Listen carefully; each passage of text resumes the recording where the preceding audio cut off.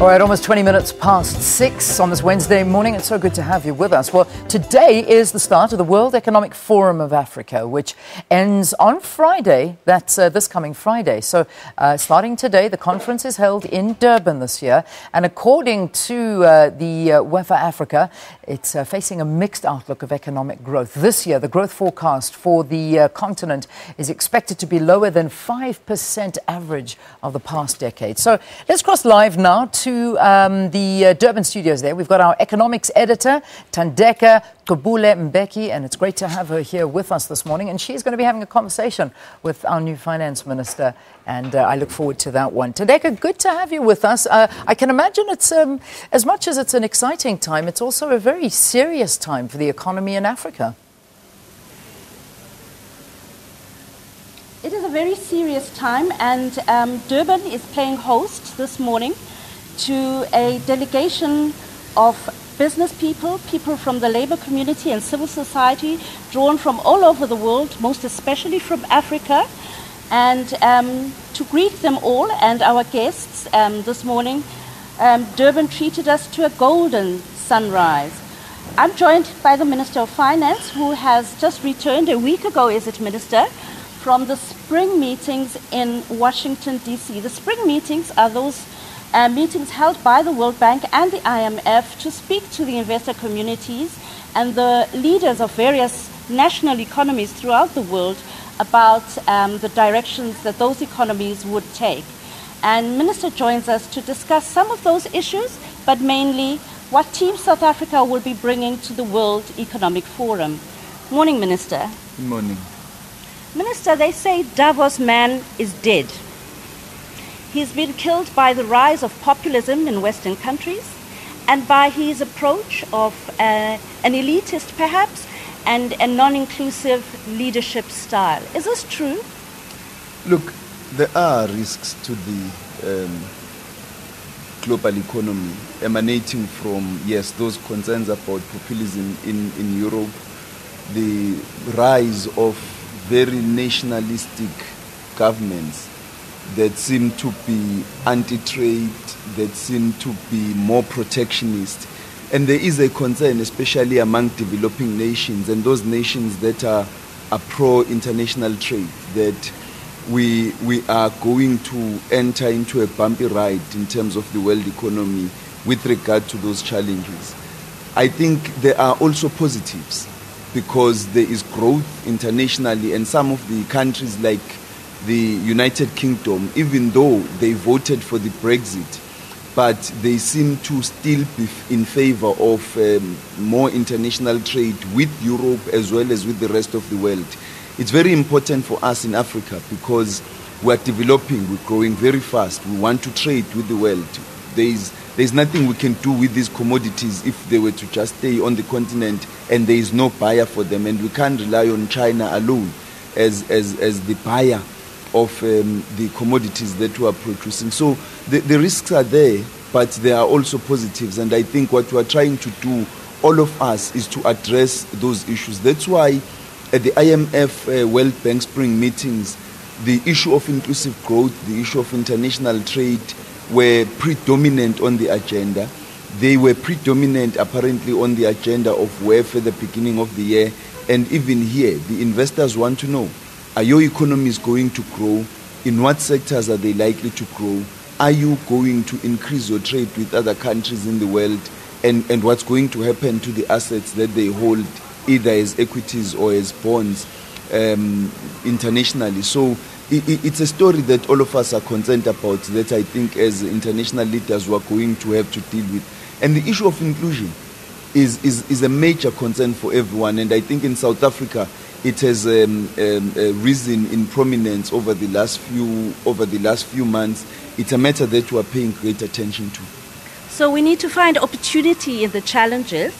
The World Economic Forum is gathering at an interesting time in the politics and the economic happenings in our country. Is Team South Africa united across labor, business, and government? In actual fact, Team South Africa has never been more united as we are now. I think the developments in our economy over the last few years have actually united us far more than we actually realize. We have signed the National Minimum Wage Agreement, a commitment that will not only provide workers with sustainable incomes, but they will also provide, they will reduce labor disputes and reduce instability in our labor market. We also have seen labor being interested in issues such as the downgrades, interested in being part of international investor roadshows to engage investors and project the South African economy in positive light. There is greater commitment among all the social partners to talk South Africa up and talk South Africa positively. So there is general goodwill across the sphere, let alone the political goings on, but generally all South Africans have a common view about the economy. We want to see it grow.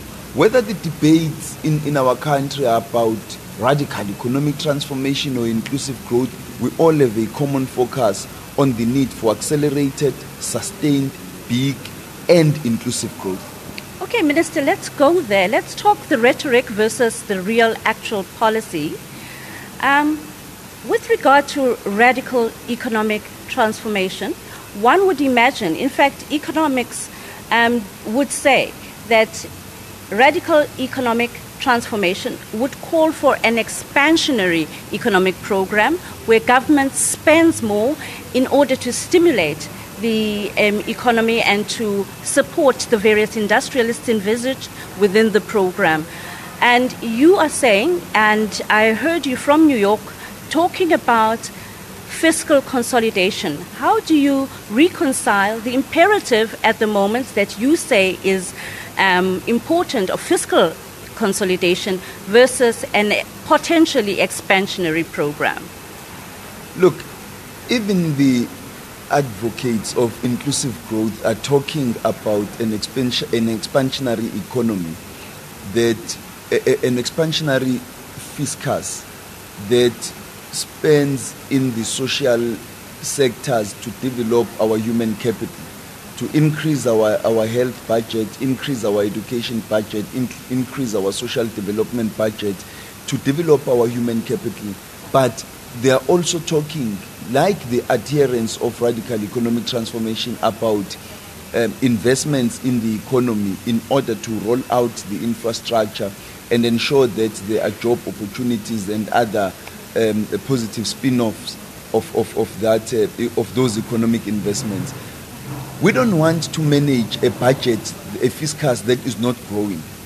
And so fiscal consolidation is a tactical approach given the constraints that we are facing. We would want to see the South African economy grow, and that is the main story. We want to grow the economy. We want to increase our revenue base. We want to see increasing business activity in South Africa in order to increase our revenue base so that the fiscus itself increases, so that we spend more on social expenditure as well as economic expenditure. So all of us, regardless of the angles from which we enter this discussion, have a common objective of seeing the South African economy grow, to increase our revenue base and increase our ability to spend productively, efficiently. And we all are concerned about corruption, we are concerned about inefficiencies, about state capacity, the capability of our public service. All of those concerns speak to what we need to do on an urgent basis, because at the end of the day, it's not going to help us to stick with one ideological perspective when the economy is not growing. I would rather the economy is growing and we are redistributing a growing economy rather than distributing a shrinking economy. How much fiscal space do you really have to embark on something really expansionary? Well, at the present moment, the space is quite constrained, given the difficulties we are facing in the domestic economy and the global challenges. The South African economy is not growing at the rate that it can give us enough latitude, create a surplus for us and enable us to do many of the things that we wish to do. And the fact that if the South African economy slows down, it impacts on the sub-Saharan economy. Indeed. It slows the rest of the sub-Saharan economy down. And so we need to focus on growing the South African economy, not only for our own benefit, but for the rest of the continent and the sub-Saharan region as a whole.